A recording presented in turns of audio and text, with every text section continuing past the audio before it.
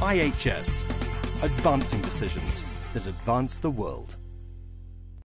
There have been important changes to the legislative regime in two of the top oil-producing countries in Latin America. Mexico, in March 2011, launched a new licensing round, and they released the very much expected incentive-based service contracts with that round. These contracts represent a step further in the opening of the regime. Mexico, since the late 30s, mid-30s, they've been pretty much closed to investment from international companies in E&P activities. That started to change in 2008, mainly triggered by a decline in production and the intention of the government to increase activities in the Gulf of Mexico. Pemex,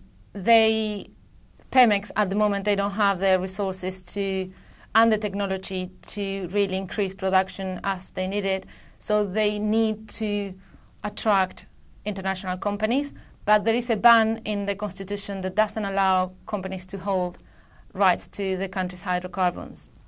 So a way to go around that without having to amend the constitution is by introducing these type of contracts.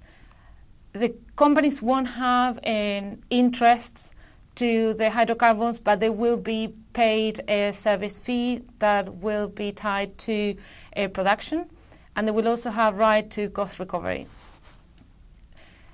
It is still to be seen what will happen, how attractive these contracts will be.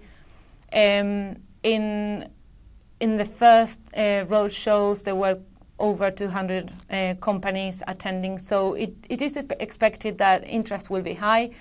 The licensing round is offering mature fields, so they are not the most attractive ones in Mexico. The fields that are being offered are Santuario, Magallanes, and Carrizo. And there are some possibilities that acreage in the Gulf of Mexico will be offered later this year. Another country that had important changes this year was Brazil. They released the petroleum package affecting pre-salt areas in December, and at the moment they are trying to adjust the system so they can launch a licensing round. Brazil hasn't had licensing rounds during 2008 and 2009, so there is big interest and expectation to what is going to happen with the pre-salt areas, which hold a large amount of reserves. There's also some uncertainty to what is going to happen with companies that are currently operating there, how this new package is going to affect them. Basically, the new laws, what they do is they introduce a new type of contract that will be offered in those particular areas.